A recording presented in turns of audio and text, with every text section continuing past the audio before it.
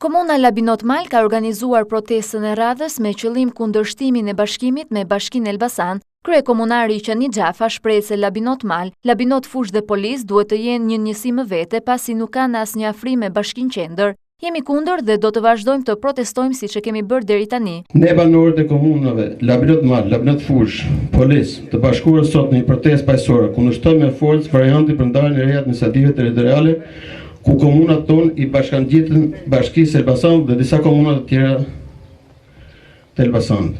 Sa më sipër bazuar në nenin 13 të Kushtetutës së Republikës së Shqipërisë.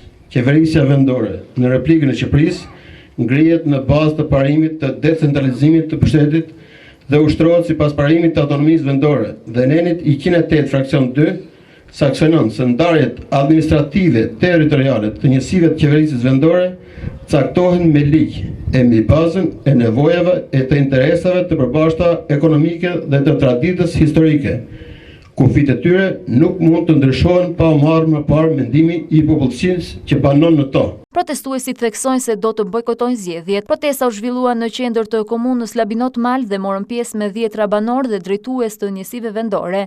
Kjo është protesta e tretë në qarkun e Elbasanit dhe kërkesa e njësive vendore është krijimi i më shumë bashkive duke përfshirë zona me afërsi në kulturë dhe në kufi administrative.